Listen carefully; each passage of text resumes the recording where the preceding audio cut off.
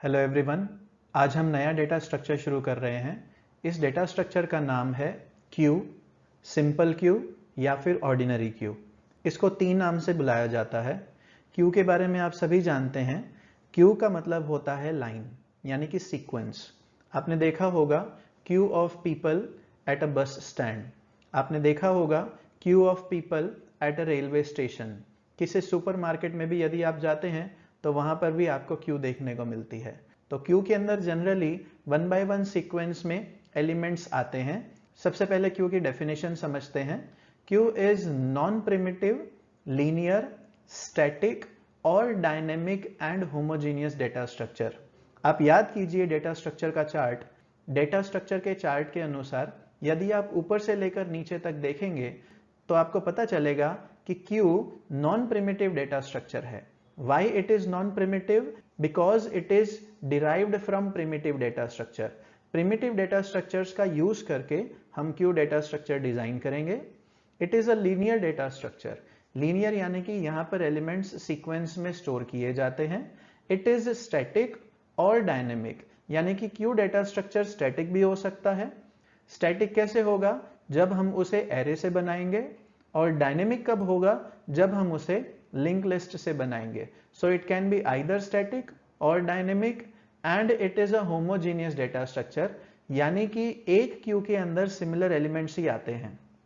जब आप प्रोग्रामिंग करेंगे तो आप क्यू या तो कैरेक्टर एरे की बनाएंगे या तो इंटीजर की या तो फ्लोट की। कभी भी आप एक साथ मल्टीपल डेटा टाइप के एलिमेंट साथ में नहीं रख सकते, इसीलिए it is a homogeneous data structure. So इसकी डेफिनेशन यदि आप देखेंगे तो बिल्कुल स्टैक डेटा स्ट्रक्चर की जैसी है। स्टैक के अंदर भी यही डेफिनेशन थी कि stack is non primitive, linear, static और dynamic and homogeneous data structure. तो इसमें और स्टैक में यानी कि क्यू में और स्टैक में क्या डिफरेंस है? इन दोनों के बीच में बहुत बड़ा डिफरेंस है जो आज आप इनके वेरिएबल के नाम से और इसकी परफॉर्मेंस के हिसाब से जान सकेंगे और ये किस तरह से काम करता है उससे जान सकेंगे। Let us see. Q is a linear list of elements in which insertions can take place only at one end, called as rare, and deletions can take place only at the other end, called as front. This is very important point कि Q data structure के अंदर दो variables इस्तेमाल किए जाते हैं, front and rare. Front का मतलब होता है आगे और रेयर का मतलब होता है पीछे। जो भी एलिमेंट जब भी इंसर्ट किया जाता है तो वो रेयर की मदद से इंसर्ट किया जाता है। जब भी किसी एलिमेंट को हमें डिलीट करना हो तो वो फ्रंट की मदद से डिलीट किया जाता है। Now this point if we compare with stack data structure तो वहां पर केवल एक ही वेरिएबल था जिसका नाम था टॉप ऑफ स्टैक यानी कि टॉस। एंड वेरी इंपॉर्टेंट, उसके अंदर टॉप ऑफ स्टैक की वैल्यू जब हम पुश करते हैं यानी कि इंसर्ट करते हैं तो top of stack equal to top of stack plus 1 करते थे। जब हम एलिमेंट को स्टैक के अंदर से रिमूव यानी कि डिलीट करते थे यानी कि पॉप करते थे तब हम top of stack equal to top of stack -1 करते थे। यहां पर ऐसा नहीं है। यहां पर अगर आपको स्टार्टिंग में बेसिकली बताया जाए तो आपको इस तरह से याद रखना है कि हमें फ्रंट एंड रेयर दोनों को +1 करना है, हमें किसी को भी -1 नहीं करना। एलिमेंट को इंसर्ट करने के लिए rear equal to rear +1, element को डिलीट करने के लिए front equal to front +1। So this is a very simple logic. आपको किसी भी वेरिएबल को डिक्रीमेंट नहीं करना है, केवल इंक्रीमेंट करना है। और इतना याद रखना है, इंसर्शन के लिए रेयर यूज होता है यानी कि rear equal to rear +1, deletion के लिए फ्रंट यूज होता है यानी कि फ्रंट इक्वल टू फ्रंट +1। एक सिंपल एग्जाम्पल दिया गया है कि a queue of people waiting at a bus stop. आप सभी ने देखा होगा बस स्टॉप पे क्यू ऑफ पीपल यानी कि लोग लाइन में खड़े रहते हैं, where each new person comes at the rear end. जब भी कोई नया व्यक्ति आता है तो वो क्यू के रेयर एंड यानी कि पीछे की तरफ ऐड होता है। And when the bus arrives, जब बस आ जाती है, पीपल एट द फ्रंट यानी कि स्टार्ट पोजीशन, जब बस आ जाती है उसके बाद जो लोग फ्रंट में होते हैं यानी कि क्यू के आगे होते हैं वो पहले बोर्ड करते हैं बस में। बोर्डिंग का मतलब होता है बस के ऊपर चढ़ना। तो जो लोग फ्रंट में होते हैं वो पहले अंदर जाते हैं, जो लोग रेयर में होते हैं उनको चांस बाद में मिलता है, यानी कि क्यू सिंपल सीधी सीक्वेंस में मूव करती है। नेक्स्ट वेरी इंपॉर्टेंट पॉइंट, इससे हमें यह पता चलता है कि queue is also called as first in first out data structure. याद करिए, stack is also called as LIFO data structure, यानी कि last in first out data structure. उसके अंदर जो लास्ट में इन होता है, फर्स्ट आउट होता है, उसको फिलो भी कहते हैं। जो फर्स्ट इन हुआ वो लास्ट में आउट होगा, तो यहां पर हम क्यू को बोलते हैं फर्स्ट इन। जो पहले इन हुआ वही पहले आउट होगा, या फिर इसको दूसरा नाम भी बोला जाता है FCFS, यानी कि फर्स्ट कम फर्स्ट सर्व्ड। जो पहले आता है उसे पहले सर्विस मिलती है, that is why it is called as first come, जो पहले आया, फर्स्ट सर्व्ड यानी कि उसे पहले सर्विस मिलती है। So these are the two names of queue data structure, FIFO list या फिर FCFS list. For simple queue make a note of the following. इन पॉइंट्स को यदि आप सही तरीके से समझ लेंगे तो आप क्यू डेटा स्ट्रक्चर के सभी एल्गोरिदम्स, इंसर्ट, डिलीट और डिस्प्ले के एल्गोरिदम्स बहुत आसानी से बना सकेंगे। लेट अस सी क्यू के बारे में क्या दिया गया है। सपोज आप अज्यूम कीजिए कि हमारी एक टिकट विंडो है। टिकट विंडो पर आप जानते हैं लोग टिकट्स करवाने के लिए जाते हैं। For example, ticket window of a railway station. Ticket window पर एक पर्सन बैठा होता है जो टिकट बुकिंग का काम करता है। उसके बाद ये हमारी क्यू की पोजीशंस है और हम अज्यूम कर रहे हैं कि हमारी क्यू का साइज 5 है। अभी इनिशियल लेवल पर हम क्यू स्टैटिक बनाएंगे, यानी कि फिक्स साइज की क्यू बनाई जाएगी। तो हम अज्यूम करते हैं हमारी क्यू का साइज 5 है, यानी कि इसके अंदर 5 एलिमेंट्स आ सकते हैं। तो उन 5 एलिमेंट्स की पोजीशन हमेशा 0 से लेकर n-1 यानी कि 0 से लेकर 4 तक होती है। n-1 इंडेक्स स्पेशली रखा गया है जो आगे जाकर हमें काम आएगा स्पेसिफिक फ्रंट और रेयर की पोजीशंस बताने के लिए। इनिशियली सबसे पहले front equal to -1 and rear equal to -1, so queue is empty. आपको बिल्कुल शुरुआत में फ्रंट की वैल्यू -1 करनी है एंड रेयर की वैल्यू भी -1 करनी है, तो हम बोल सकते हैं कि हमारी क्यू खाली है। So this condition is very important. जब फ्रंट की वैल्यू -1 होती है आपकी क्यू खाली होती है। Next, before insertion check the overflow condition. कभी भी एलिमेंट को इंसर्ट करना हो क्यू के अंदर, आप पहले ओवरफ्लो कंडीशन चेक करवाइए। याद कीजिए स्टैक की ओवरफ्लो कंडीशन क्या थी। स्टैक की ओवरफ्लो कंडीशन थी if TOS equal to size -1, यानी कि टॉप ऑफ स्टैक इंक्रीमेंट होते होते होते होते साइज -1 पर पहुंच जाता है तो हमारा स्टैक फुल माना जाता है। यहां पर हम ये चेक करना चाहते हैं कि हमारी क्यू फुल तो नहीं है। तो क्यू फुल तो नहीं है, उसके लिए हमें ओवरफ्लो कंडीशन चेक करवानी पड़ेगी। The overflow condition for simple queue is if rear equal to size -1। जिस तरह से स्टैक के अंदर ओवरफ्लो कंडीशन है if TOS equal to size -1, यहां पर ओवरफ्लो कंडीशन है if rear equal to size -1।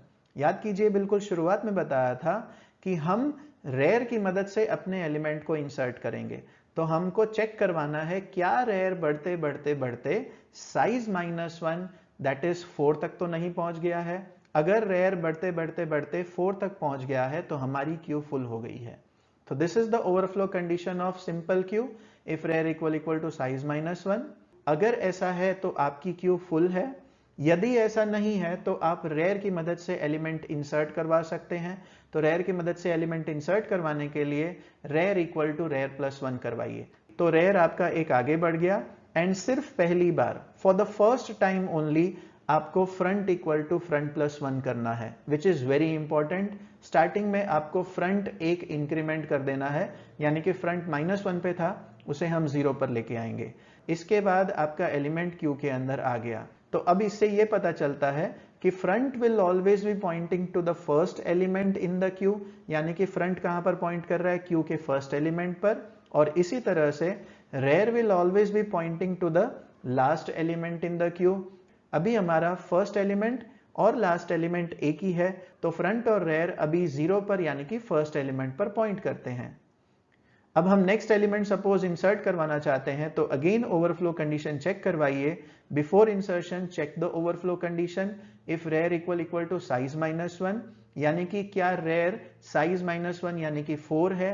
No, rare हमारा 0 पर है तो हम एलिमेंट इंसर्ट करवा सकते हैं। कैसे इंसर्ट करवाएंगे, पहले रेयर को इंक्रीमेंट करवाइए। So rear equal to rear plus 1, तो रेयर एक आगे चला गया। इसके बाद वेरी इंपॉर्टेंट, हमने पहली बार फ्रंट की वैल्यू 0 कर दी थी जो कि पहले -1 थी। उसके बाद आपको फ्रंट की वैल्यू को चेंज नहीं करना है। इतना कंप्लीट होने के बाद आपका एलिमेंट क्यू के अंदर आ जाएगा। तो आप देख सकते हैं P2 पर्सन यानी कि सेकेंड एलिमेंट क्यू के अंदर आ गया and front will always be pointing to the first element in the Q.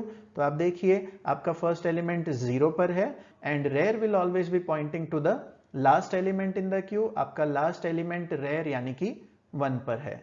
Next element insert करते हैं। तो इंसर्ट करने से पहले आप ओवरफ्लो कंडीशन चेक कीजिए।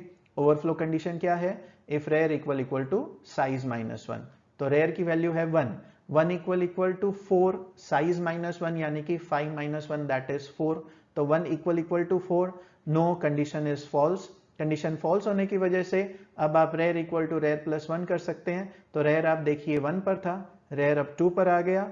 उसके बाद हम अपने नेक्स्ट एलिमेंट को क्यू के अंदर डाल देंगे। So front is again pointing to the first element which is at 0 location and rear is pointing to the last element which is at 2 location. तो आप देखिए क्यू के अंदर एलिमेंट इंसर्ट हो गया। नेक्स्ट एलिमेंट सपोज हमें queue के अंदर इंसर्ट करना है। Now again check the overflow condition. What is the overflow condition, if rear equal to size -1, तो रेयर की वैल्यू देखिए 2 equal to 4, no, this condition is false. Then again insert करने के लिए rear equal to rear plus 1 कीजिए। Rare की value एक increment कर दी और आपका एलिमेंट क्यू के अंदर आ गया। आप अगेन देख सकते हैं कि आपका रेयर लास्ट एलिमेंट को पॉइंट कर रहा है यानी कि 3 और फ्रंट आपका अभी भी 0 पर है। नेक्स्ट एलिमेंट इंसर्ट करते हैं। अगेन इंसर्ट करने से पहले ओवरफ्लो कंडीशन चेक करवाइए। If rear equal to size -1 यानी कि if 3 equal to 4, no, this condition is false. तो आप रेयर को इंक्रीमेंट कर सकते हैं। Rear equal to rear plus 1, आपका रेयर 3 पर था, अब वो 4 पर चला गया। यहां पर आप अपना नेक्स्ट एलिमेंट यानी कि P5 इंसर्ट करेंगे। आप अगेन देख सकते हैं कि front is again pointing to the first element which is at 0 index and rear is pointing to the last element which is at index number 4। तो अब हमारी क्यू फुल हो गई है। क्यू फुल होने के बाद चेक करवाइए कि क्या आप इंसर्ट कर सकते हैं। तो हम हमारी ओवरफ्लो कंडीशन चेक करवाएंगे। तो इंसर्ट करने के लिए अब हम चेक करवाते हैं। If rear equal to size -1, rear की वैल्यू है 4 और साइज है 5, 5 - 1 is 4, so 4 equal to 4, yes, now you can not insert. हमने स्टैटिक क्यू बनाई है यानी कि फिक्स साइज की क्यू बनाई है, तो इस क्यू के अंदर 5 से ज्यादा एलिमेंट अब हम इंसर्ट नहीं कर सकते। वेरी इंपॉर्टेंट, जब रेयर की वैल्यू साइज -1 यानी कि 4 है, then queue is overflow, means queue is full. अब आप क्यू के अंदर एलिमेंट इंसर्ट नहीं कर सकते, सो क्यू इज ओवरफ्लो, ये मैसेज आपको दिखाई देगा। तो अब हम क्यू के अंदर यदि एलिमेंट इंसर्ट नहीं कर सकते तो एलिमेंट को रिमूव कर सकते हैं। एलिमेंट को रिमूव यानी कि डिलीट करने के लिए आपको सबसे पहले अंडरफ्लो कंडीशन चेक करवानी है। याद कीजिए स्टैक डेटा स्ट्रक्चर के लिए अंडरफ्लो कंडीशन क्या थी। स्टैक डेटा स्ट्रक्चर के लिए हम अंडरफ्लो कंडीशन लिखते थे if TOS equal to -1। Element को रिमूव करते करते करते यानी कि पॉप करते करते करते जब टॉप ऑफ स्टैक -1 पर पहुंच जाता था यानी कि 0 इंडेक्स से भी नीचे, तो हमारा स्टैक अंडरफ्लो माना जाता है, मींस स्टैक इज एम्प्टी। इसी तरह से क्यू के लिए यानी कि सिंपल क्यू के लिए अंडरफ्लो कंडीशन आएगी इफ फ्रंट इक्वल टू -1। आप याद कीजिए बिल्कुल शुरुआत में फ्रंट और रेयर दोनों -1 थे, यानी कि फ्रंट जब -1 पर होगा तो आपकी क्यू खाली होती है। फ्रंट उसके अलावा कहीं पर भी है। अभी आप देखिए आपका फ्रंट 0 पर है, इसके बाद ये 1 पर जाएगा, 2 पर जाएगा, यानी कि ये पॉजिटिव नंबर बनेगा। इसके अंदर फ्रंट नाम के वेरिएबल के अंदर कोई भी पॉजिटिव वैल्यू आएगी। जैसे ही फ्रंट की वैल्यू -1 हो जाती है तो हमारी क्यू खाली हो जाती है, यानी कि it is empty. So this condition is again very important. If front equal to -1, queue is empty. तो हम सबसे पहले अंडरफ्लो कंडीशन चेक करवाएंगे। इफ फ्रंट इक्वल टू -1, क्या फ्रंट -1 है? नो, फ्रंट की वैल्यू 0 है, तो हम अपने एलिमेंट को रिमूव कर सकते हैं। एलिमेंट को रिमूव करने के लिए पहले आप एलिमेंट को निकाल दीजिए, उसके बाद आप फ्रंट इक्वल टू फ्रंट +1 कीजिए, यानी कि फ्रंट की वैल्यू 0 थी, फ्रंट की वैल्यू 1 हो गई और आपका इतना काम कंप्लीट हो गया। अब आप फिर से ध्यान दीजिए, front is again pointing to the first element. अब आपका फ्रंट फर्स्ट एलिमेंट को पॉइंट कर रहा है, लेकिन ये फर्स्ट एलिमेंट कहां पर है? इंडेक्स नंबर 1 पर। और रेयर अभी भी आपका 4 यानी कि लास्ट इंडेक्स पर है। तो हमने क्यू के अंदर एक एलिमेंट को निकाल दिया और फ्रंट को एक आगे लेकर गए। नेक्स्ट, अब सपोज हमें क्यू के अंदर से एक और एलिमेंट को निकालना है। अगेन हम अंडरफ्लो कंडीशन चेक करवाएंगे। इफ फ्रंट इक्वल टू -1 यानी कि if 1 equal to -1, no this condition is false. तो आप क्यू के अंदर से एलिमेंट को निकालिए and front equal to front plus 1 कीजिए, तो फ्रंट की वैल्यू जो 1 है वो बन जाएगी 2। इस तरह से हमने फ्रंट को अगेन इंक्रीमेंट कर दिया और एलिमेंट को निकाल दिया। Now again you can see front is again pointing to the first element in the queue. अब आपके क्यू का फर्स्ट एलिमेंट कौन सा है? P3 and rear is again pointing to the last element that is P5। अब हम next element को remove करते हैं, तो again check the underflow condition. If front equal to -1, no this condition is false. जब कंडीशन फॉल्स होती है तो हम एलिमेंट को पहले रिमूव करेंगे और उसके बाद front equal to front plus 1 करेंगे, तो फ्रंट जो आपका 2 पर है वो 3 पर हो गया। अगेन आप देखिए तो आपका फर्स्ट एलिमेंट P4 है जो कि 3 इंडेक्स पर है और आपका लास्ट एलिमेंट P5 है जो कि इंडेक्स नंबर 4 पर है। अगेन हम नेक्स्ट एलिमेंट को रिमूव करते हैं, तो रिमूव करने के लिए हम अगेन अंडरफ्लो कंडीशन चेक करवाएंगे। इफ फ्रंट इक्वल टू -1, क्या फ्रंट की वैल्यू -1 है? नो, फ्रंट की वैल्यू 3 है, यानी कि 3 equal to -1, no this condition is false. Element को निकालिए और फिर से आप फ्रंट को इंक्रीमेंट कीजिए। Front equal to front plus 1, front की वैल्यू 3 थी, फ्रंट की वैल्यू 4 हो जाएगी, यानी कि अब हमने एक और एलिमेंट को निकाल दिया। अब आप देखिए तो आपके फ्रंट और रेयर दोनों साथ में आ गए हैं, दोनों की वैल्यू 4 है। Front and rear both are pointing to the same index. Now if you want to delete the element, अब आप इस एलिमेंट को यदि रिमूव करना चाहते हैं तो चेक करवाइए। If front equal to -1, no, front is not equal to -1, front is equal to 4। Now very important, जब कभी भी ऐसी कंडीशन आपको देखने को मिलती है कि फ्रंट और रेयर दोनों साथ में आ गए हैं, अभी आपको ऐसा देखने को मिल रहा है कि फ्रंट और रेयर दोनों 4 पर हैं। हो सकता है कि फ्रंट और रेयर आपके दोनों 2 पर आ गए हों, फ्रंट और रेयर दोनों 0 पर हों, यानी कि क्यू के अंदर किसी भी इंडेक्स पर जब फ्रंट और रेयर दोनों साथ में होते हैं तो हमें ये इंपॉर्टेंट कंडीशन चेक करवानी है। तो अब हम चेक करवाएंगे, क्या फ्रंट की वैल्यू -1 है? नो। तो पहले हम क्यू के अंदर से एलिमेंट को रिमूव करेंगे और एलिमेंट को रिमूव करने के बाद now this is very important, if front equal to rear यानी कि 4 इक्वल टू 4, जैसा कि अभी आपको बताया कि ये फ्रंट और रेयर दोनों साथ में 2 पर भी हो सकते थे। ये कैसे होगा? ये कब होगा? फॉर एग्जाम्पल, जब आपकी क्यू के अंदर 3 एलिमेंट्स हैं 0, 1 और 2 पर, तो उस समय फ्रंट 0 पर है और रेयर 2 पर है। जब आप एलिमेंट को डिलीट करेंगे तो 0 वाला एलिमेंट निकलेगा, 1 वाला एलिमेंट भी रिमूव होगा और फ्रंट और रेयर दोनों साथ में 2 पर आ जाएंगे। तो अब हमें ये कंडीशन चेक करवानी है, if front equal to rear. So अगर ऐसा है, जब फ्रंट और रेयर दोनों साथ में होते हैं, set front equal to -1 and rear equal to -1। हमें फ्रंट को भी -1 कर देना है एंड रेयर को भी -1 कर देना है। ऐसा क्यों करना है? ताकि हम क्यू के अंदर फिर से नया एलिमेंट इंसर्ट कर सकें। तो इससे हमें एक सिंपल सी चीज पता चलती है कि जब फ्रंट और रेयर दोनों की वैल्यू -1 है तो हमारी क्यू एम्प्टी है, यानी कि क्यू इज अंडरफ्लो, ऐसा मैसेज दिखेगा। ऐसा हम क्यों करते हैं? ताकि हम क्यू के अंदर अपने नए एलिमेंट्स इंसर्ट कर सकें। So this is about the basics of simple queue which is also called as ordinary Q.